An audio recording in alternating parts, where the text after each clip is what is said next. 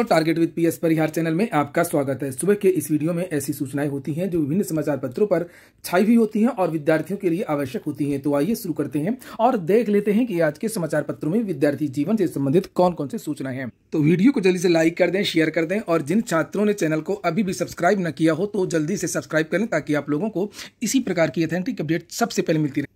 आगे बढ़ने से पहले एक सूचना है उन विद्यार्थियों के लिए जो विद्यार्थी एमपीटीईटी की तैयारी कर रहे हैं। इस समय एमपीटीईटी का आवेदन चल रहे हैं और वहां से प्राथमिक शिक्षक भर्ती होनी है।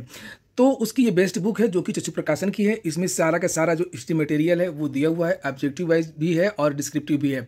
इसमें देख सकते हैं आप लोग बाल विकास एवं शिक्षा शास्त्र, इंग्लिश लैंग्वेज, हिंदी भाषा, गणित, पर्यावरणीय अध्ययन कवर किया गया है। 3000 से ज़्यादा आप लोगों को बहुविकल्पीय प्रश्न इसमें देखने को मिलेंगे और उनकी पूरी विस्तृत व्याख्या भी देखने को मिलेगी। 4 शॉर्ट पेपर भी आपको इसी पुस्तक में मिल जाएंगे।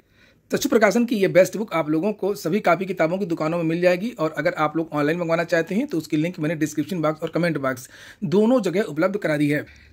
एमपीटीईटी की चक्षु प्रकाशन की और भी पुस्तकें आती हैं, जैसे आप अभी देख रहे थे स्टडी गाइड। इसी तरीके से जैसे 5 सब्जेक्ट होते हैं एमपीटीईटी में, तो अलग अलग सब्जेक्ट्स यानी गणित, इंग्लिश, हिंदी, संस्कृत, पर्यावरणीय अध्ययन, बाल विकास एवं शिक्षा शास्त्र, इनकी अलग अलग पुस्तकें भी आती हैं। इनकी भी लिंक मैंने डिस्क्रिप्शन में उपलब्ध करा दी है। चलिए शुरू करते हैं, बात कर लेते हैं सबसे पहले पीजीटी की सेवा सुरक्षा के लिए किया प्रदर्शन। आपको पता होगा कि जो नया शिक्षा सेवा चयन आयोग की जो नियमावली बनी है उसमें धारा 18 और धारा 21 का उल्लेख नहीं किया गया है। धारा 18 और धारा 21 का मतलब ये होता है कि कोई भी जो अशासकीय सहायता प्राप्त जितने भी माध्यमिक विद्यालय होते हैं जो मैनेजमेंट के अधीन होते हैं, मैनेजमेंट को अगर किसी टीचर का कार्य पसंद नहीं है या उसकी व्यक्तिगत खुन्नस है या कोई भी बात है, तो अगर वो कार्रवाई करना चाहता है तो उसको पहले वो चयन बोर्ड को भेजता था पत्र, फिर चयन बोर्ड शासन को भेजता था और उसके बाद में निर्णय लिया जाता था कि ये शिक्षक के खिलाफ जो आरोप लगे हैं वो सही है या गलत है, कार्रवाई की जाए या न की जाए, और मामला वो नहीं होता था कुछ भी।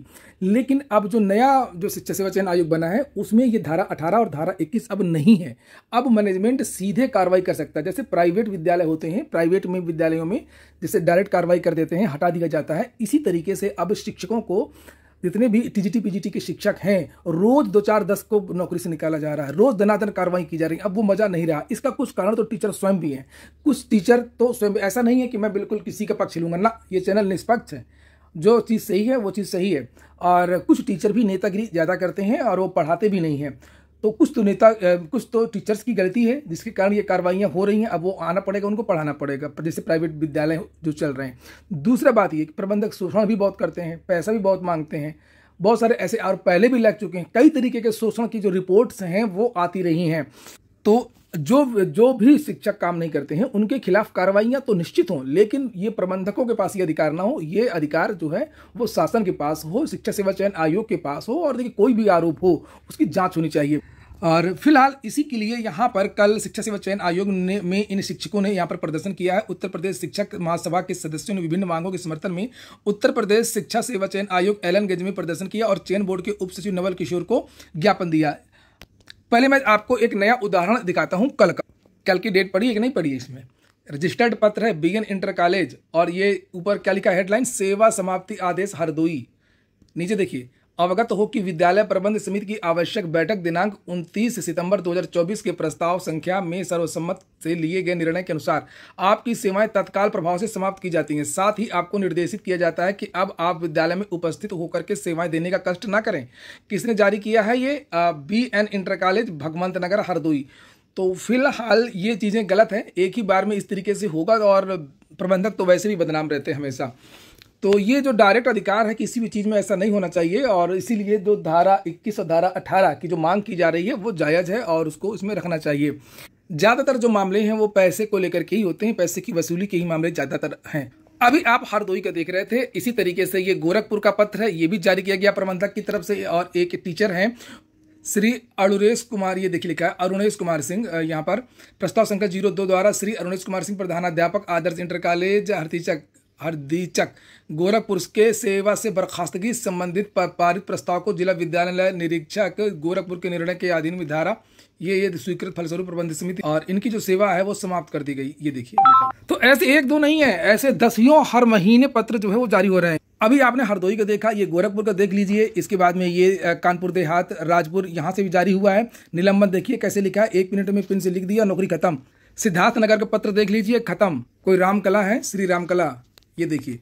तो भाई अगर 18-21 धारा नहीं लगेगी शिक्षा सेवा नियमावली में, चयन आयोग की नियमावली में, तब टीजीटी पीजीटी का कोई मजा नहीं रह जाएगा। समझ लीजिए, शोषण ही शोषण होना है, लेकिन टीचर भी सुधार करें, ऐसा कोई मौका ना दें जिससे प्रबंधक जो है ये कार्रवाई कर सकें। तो इन टीचर्स ने यहाँ पर इस नियमावली को लागू करने की मांग की है। साथ में ये जो इसको कहते हैं सेवा सुरक्षा नियमावली, ये जो लिखा हुआ है, और साथ में टीजीटी पीजीटी के बारे में भी बात की है। अच्छी बात है। लिखा, प्रधानाचार्य पदों में आरक्षण नियमानुसार लिखित परीक्षा से भर्ती, छात्र हित में टीजीटी पीजीटी विज्ञापन 2022 की परीक्षा कराने आदि की भी मांग की है। शिक्षकों ने इनका ये भी कहना है कि विद्यालयों में टीचर नहीं है, और वरिष्ठ उपाध्यक्ष प्रेम सागर इनके सबके नाम लिखे हुए हैं। तो इसको लागू करवाने की भी मांग की गई है। छात्र तो कभी धरने में जाते नहीं है। अभी धरना प्रदर्शन हुआ था, पत्थर गिरजाघर में कितने लोग पहुंचे थे। आप लोग बैठे रहिए, ऐसे ही सब कुछ होता रहेगा। सरकार मनमानी करेगी और प्रबंधक मनमानी करेंगे।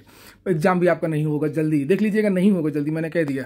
अगली सूचना है, यूपी में एक बड़ा बदलाव हुआ है डीएलएड में। अब लिखा है, इलाहाबाद हाईकोर्ट ने जिला शिक्षा एवं प्रशिक्षण संस्थान डायट की ओर से संचालित डीएलएड 2 वर्षीय प्रशिक्षण पाठ्यक्रम में प्रवेश की अर्हता इंटरमीडिएट से बढ़ा करके स्नातक करने के राज्य सरकार के आदेश को रद्द कर दिया है। कोर्ट ने इस संबंध में जारी 9 सितंबर 2024 के शासनादेश को उस अंश को रद्द कर दिया जिसमें 2 वर्षीय पाठ्यक्रम में प्रवेश की अर्हता को बढ़ा करके इंटरमीडिएट से स्नातक कर दिया गया था। कोर्ट ने प्रदेश सरकार के निर्णय को असंवैधानिक, मनमाना और भेदभावपूर्ण करार दिया है। तो अब जो डीएलएड है उसमें इंटर पास के जो विद्यार्थी हैं वो भी आवेदन कर सकेंगे। देखिए क्या होता है। आज के समाचार पत्रों में आरओ एआरओ के बारे में भी बहुत सारी जानकारियां दी गई हैं। पीसीएस के बारे में भी जानकारियां दी गई हैं। पीसीएस के बारे में साफ साफ लिख दिया है कि टल सकती है पीसीएस प्रारंभिक परीक्षा। मैंने इसके बारे में आपको जानकारी दी थी और पहले ही जानकारी दे दी थी, और वो सही भी है। लिखा, चूंकि ऑफिशियल नोटिस जारी नहीं हुई है इसलिए इस तरह से लिखा हुआ है। पीसीएस को लिखा, यूपीपीएससी को सम्मिलित राज्य प्रवर अधीनस्थ सेवा यानी पीसीएस प्रारंभिक परीक्षा 2024 के लिए केंद्र नहीं मिल पा रहे हैं। आयोग के कैलेंडर में प्रारंभिक परीक्षा 27 अक्टूबर को प्रस्तावित है। परीक्षा के आयोजन में 1 माह से कम वक्त बचा है। ऐसे में परीक्षा टाली जा सकती है। हालांकि आयोग ने भी कोई निर्णय नहीं लिया है। पूर्व में आयोग के सचिव की ओर से जिलाधिकारियों को जारी पत्र में स्पष्ट किया था कि पर्याप्त संख्या में केंद्र न मिल पाने के कारण आयोग ने प्रारंभिक परीक्षा 2 दिन में कराने का विकल्प रखा है। वहीं अभ्यर्थी इसका विरोध कर रहे हैं और उसके बाद में अब लगा लोक सेवा आयोग को 1 ही दिन में कराना चाहिए और ये सेंटर नहीं मिल पा रहे हैं। वहीं पर आरओ एआरओ के बारे में लिखा है कि उत्तर प्रदेश लोक सेवा आयोग ने समीक्षा अधिकारी, सहायक समीक्षा अधिकारी की प्रारंभिक परीक्षा के पैटर्न में बदलाव किया है। इसको लेकर के और भी समाचार पत्रों में जानकारियां दी गई हैं। ये देखिए, ये लिखा हुआ है। कल जो नोटिस जारी हुई थी वो मैंने आपको बताया था कि अब जो 2 पालियों का पेपर होता था अब 1 ही पाली में होगा। जैसे 140 जीएस और 60 हिंदी की प्रश्न आते थे दोनों पालियों में, वो 1 पाली में होंगे। 22 दिसंबर को प्रस्तावित है पुनः परीक्षा। सिलेबस आपका सेम रहेगा, केवल परीक्षा की योजना बदली है। पाठ्यक्रम में कोई बदलाव नहीं हुआ है, सिलेबस आपका वही रहेगा। और यहाँ पर छात्रों ने इसका स्वागत भी किया है। प्रशांत पांडे, ये लिखा हुआ है, ये देखिए लिखा नहीं, यहाँ पर ये लिखा है कि लोक सेवा आयोग द्वारा समीक्षा अधिकारी, सहायक समीक्षा अधिकारी परीक्षा 2023 में संशोधन एक सकारात्मक कदम है। आयोग को धन्यवाद कि उसने छात्रों की परेशानियों पर उचित निर्णय लिया। 1 घंटे के हिंदी के पेपर के 60 प्रश्न के प्रश्न पत्र के लिए छात्रों को 3 घंटे का इंतजार करना होता था, जिससे दूरस्थ छात्रों को व्यापक असुविधा का सामना करना पड़ता था। प्रतियोगी छात्र संघर्ष समिति मांग करती है कि पीसीएस परीक्षा में दोनों पालियों के बीच के अंतराल को घटाकर 3 घंटे की जगह 1 घंटे कर दिया जाए। मतलब पीसीएस में भी इसी तरह से किया जाए।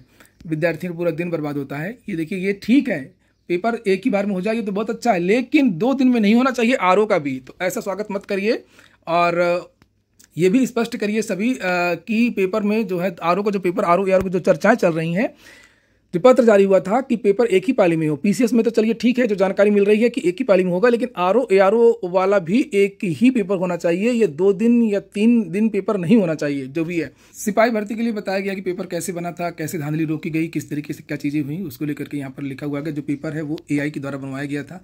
स्ट्रांग रूम से कोषागार तक में एआई आधारित सीसीटीवी कैमरों का जीपीएस प्रणाली का उपयोग किया गया था। इस तरीके से जो परीक्षा है वो फुल प्रूफ करवाई गई, जो दोबारा परीक्षा हुई थी। सिपाही भर्ती paper leak, ROR paper leak के बारे में भी लिखा हुआ है कि आरओआर में करोड़ों का लेन देन हुआ था। बिशप जॉनसन गर्ल्स कॉलेज में कई खुलासे हुए हैं।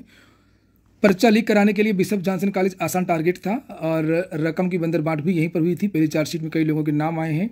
इस तरीके से क्या चीज़ें हुई हैं, ये जाँच बढ़ रही है और जो गिरफ्तार हुए हैं वो कई राज खोल रहे हैं। यूपी SSSC ने हद कर दिया है। देख सकते हैं, इसको मुख्यमंत्री जी को संज्ञान में लेना चाहिए कि यूपी SSSC आखिरकार किस तरीके से काम करता है। 2015 की एक वैकेंसी थी, प्रमुख वन संरक्षक उत्तर प्रदेश लखनऊ के नियंत्रणाधीन सर्वेयर की वैकेंसी थी। 29 पद थे मात्र। इस 29 पदों की भर्ती को कराने के लिए लगभग 10 साल लगा दिए यूपी SSSC ने, और कल इसका जो परिणाम जारी हुआ है। ये देखिए, ये परिणाम जारी हुआ। इतना रिजल्ट देने में यूपी SSSC को 10 साल लग जाते हैं। तो इस पर सुधार करने की ज़रूरत है और इसको संज्ञान में लेना चाहिए शासन को, सरकार की। 2015 की वैकेंसी अब पूरी होती है, तो अब की भर्तियां कब पूरी होंगी? अब तो चेयरमैन भी नहीं है और परीक्षा एजेंसी भी नहीं है। कुछ भर्तियों की बात कर लेते हैं। आंगनवाड़ी भर्ती के बारे में जानकारी दी गई है। 23,753 पदों पर भर्ती, 18 से 35 की महिलाएं आवेदन कर सकती हैं। ये यहाँ पर नीचे वेबसाइट है, इस वेबसाइट पर जाकर के आप लोग आवेदन कर सकते हैं। इस पर मैंने एक वीडियो बनाया था और उसमें बहुत सारी छात्राओं ने कमेंट किया था कि कैसे पता चलेगा कहाँ से कितने पद रिक्त थे। इसी वेबसाइट में पूरा डाटा दे दिया गया है, किस किस जिले से भर्तियाँ आई हैं, नोटिफिकेशन भी आप देख सकते हैं और इसी वेबसाइट से आवेदन भी कर सकते हैं। राजस्थान से भी वैकेंसी आई है 733 पदों पर। तो ठीक है दोस्तों, ये हो गया आज का वीडियो आपको अच्छा लगा हो, आपके काम का हो तो लाइक अवश्य कर दें। जिन छात्रों ने चैनल को सब्सक्राइब न किया हो, सब्सक्राइब कर लें। पूरा वीडियो सुनने के लिए बहुत बहुत धन्यवाद।